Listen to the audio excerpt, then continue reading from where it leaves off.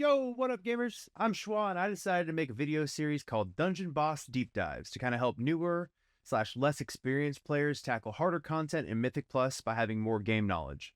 I've been playing this game for over 2 decades now, and I've noticed one of the things most lacking in people who appear less technically skilled at the game is more often that they don't have the particular game knowledge to help them succeed.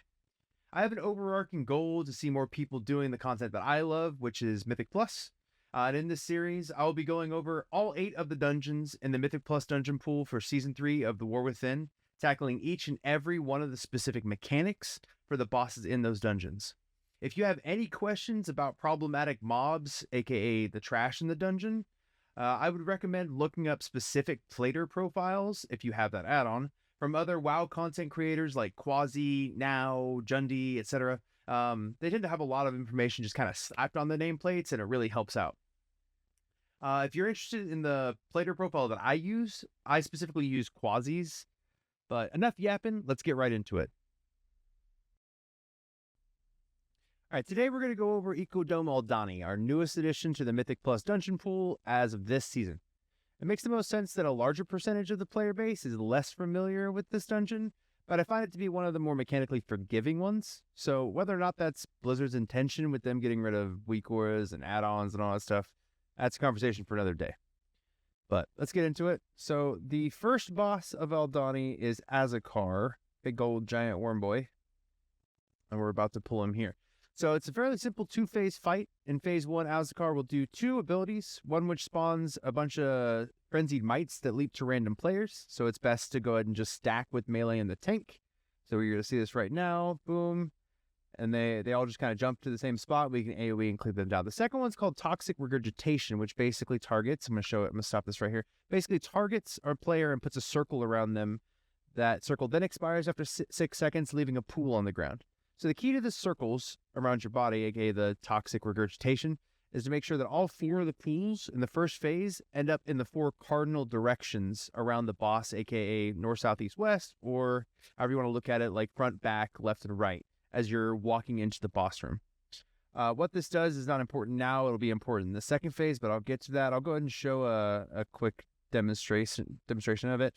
The unfortunate thing that happens here is the paladin in my group actually kind of, actually it wasn't even really the paladin, it was more of the healer that kind of messed it up, because the paladin looks like it's closer to the right side, but somebody should have basically put a pool behind us.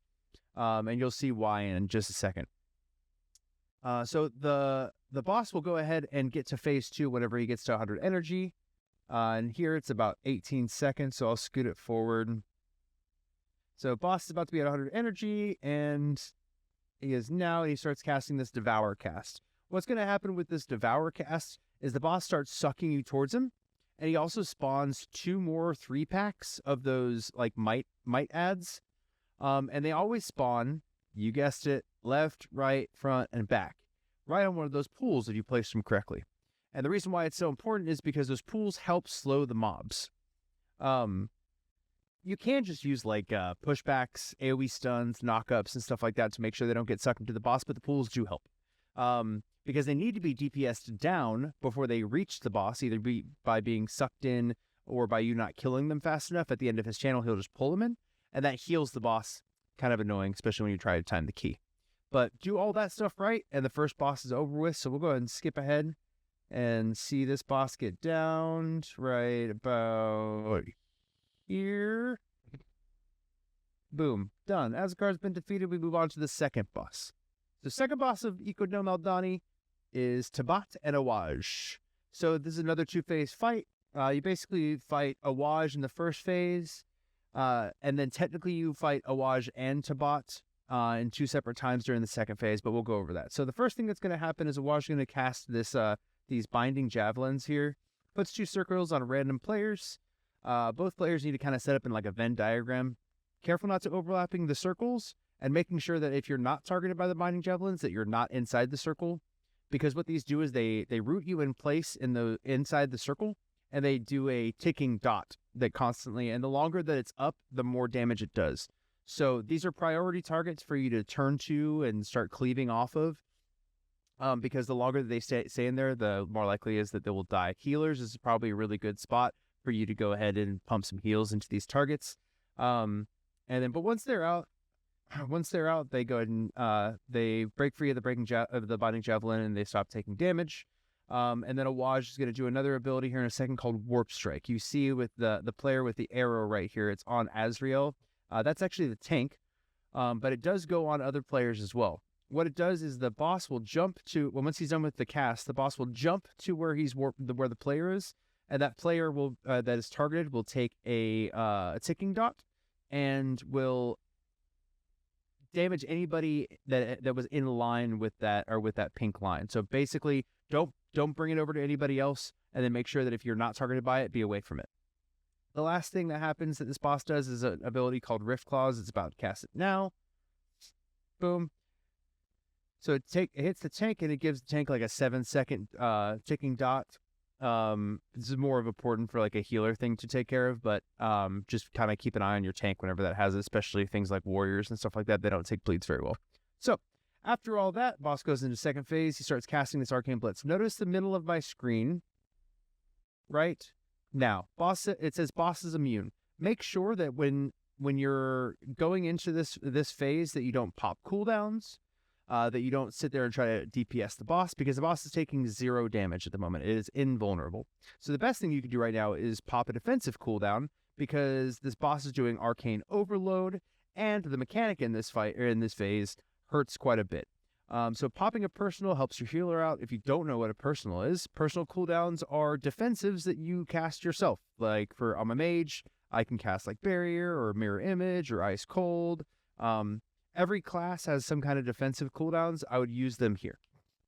So, the mechanic in this that I was talking about is the boss is going to spawn these little lizards around the room. You can't really see them right now on my screen, but they, from the lizard to you, they spawn a pink line with a red over your head. What you want to do is that these are kind of like the rift strikes that the boss was doing before, and you want to bring your pink line over to see the lizards over there now, but you want to bring your pink line over the boss so that the lizards rush through the boss, and that takes a stack of the invulnerability buff off the boss. You have to do that 6 times. Biggest thing about this too is notice as soon as I take it, I get out of the way of everybody else, because you don't want to be hit by other people's pink lines, and you don't want to hit other people with your pink lines if you can't help it. Does a little bit of splash damage, and it's not great. Healer's already got enough to deal with in this phase. So you get all 6 of these buffs taken off. Notice right here, we're about to take off the last one right here. And we go into the second part of the second phase, which is like a little damage amp phase. The majority, if you notice right here, boom, we pop lust. The majority of LFG groups that I've seen, pugs specifically, obviously, pop lust here. I'm not sure if there's other better timings, but this is the one that I found the most in the first 3 weeks of keys. This is a really good time to pop your cooldowns, because 2-target cleaves better than just single target, and during the first phase you don't have a whole lot of time to actually utilize your cooldowns all that well. So pop cooldowns here, use lust, etc. After this, it's just rinse repeat. You do the same mechanics over again. I'll show it real quick after the damage amp is over, which is right now. Taah'bat jumps back on A'wazj, and you just do first phase over again. So once you've completed all of this and do everything all right, boom, Taah'bat and A'wazj has been defeated. Then we go to the third and final boss in Ecodome Aldani, which is Soul-Scribe. This is a very, very cool fight. I love this encounter. I don't know what it was when I first started with this season, but I was like enamored with this fight. I thought it was so cool. Anyways, the biggest part of it is making sure that you keep your eyes out for your shadow or your echo or your ghost. So people call it a bunch of different things. I'll show you in a second, but this is really important to be able to keep an eye out for it. So it's a 2-phase fight. First phase, boss is going to cast 2 abilities. I'll show you real quick right here, and you'll notice the biggest thing you want to pay attention to is the 2 abilities are called Ceremonial Dagger and Dread of the Unknown. It's not important to really remember the name of the abilities, more so that it is lines and circles. The Ceremonial Dagger is lines, and the Dread of the Unknown is circles. So the boss will go ahead and go back and forth between those two mechanics until they go into second phase. So just remember lines, circles. So we're about to get lines here in 4 seconds. What happens is, as a range, by the way, if you're a ranged player, you should probably be a little bit close to the boss. Notice how I'm not sitting out like at max range. Because of this, I'll show you in a second. Boss is casting the ceremonial dagger now, and notice how the lines go all the way out. So notice this is the shadow that I was talking about right here, by the way. Big lit up, purple arrow over my head. I need to run over and grab this. But notice how there's lines everywhere. My shadow could have been on any one of those lines. And if you don't have a good movement ability as a ranged player, then you may not be able to get to it. And here's why that is so important. Notice that this buff here, right here, that has 10 on it, you get 10 seconds of a 10% healing and DPS buff whenever you run over your shadow. Great, right? Problem is, if you don't run over your shadow, then you get a ticking dot. And if a lot of people get a ticking dot, this becomes a really hard to heal fight. So just make sure that you're running over your shadows. So we'll go to the second portion, or the second ability that she casts. Notice how my weak aura is saying circle there in the middle. So we get circles here. She's going to spawn them right about now. Boom. Big thing in WoW, make sure you Venn diagram, don't overlap circles. But notice how my shadow is right here over next to me. Big purple arrow, boom. I run over it. I make sure that nobody's overlapping me. This is a good spot to use a personal, by the way, because it just splashes damage. So I use invis, boom. I got a DR. After this first phase, just kind of rinse and repeats until you get to the second phase. It goes line, circle, line, circle. So we'll go ahead and skip ahead until we get to the second phase. You'll know you're about to get into the second phase because you'll get your last lines, and then the boss will start casting an ability called Eternal Weave. Boom, she's casting it now.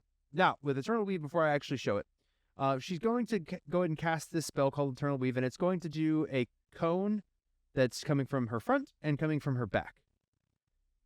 Again, as a ranged player, you want to be somewhat close to the boss, and I'll show you here why. So, boom, here's that. We see, if you notice here, I've got one shadow here, and one shadow here. The trick with Eternal Weave is that she casts she continues casting this, and the way that it's rotating will always rotate clockwise. So if you're looking at the boss, I'm going to grab my shadow here, and then immediately go to the right of the boss and stand next to my other shadow, because I know that one's going to be the next one that's in danger. Boom. So I get close to it. I see it's in danger. I pick it up. Boom. Right. I get next to my next one. I move closer to it. It's in danger. I grab it. And then at this point, you can float closer to the left side of the boss. Don't be too greedy with it, because you might clip it because it's kind of a hazy line. But that way, if you're a ranged character and you want to keep on casting, the closer you are to the left side of this, the longer you could sit there and not have to move. Notice how I had to move a little bit to make sure I was kind of safe here. But that's it.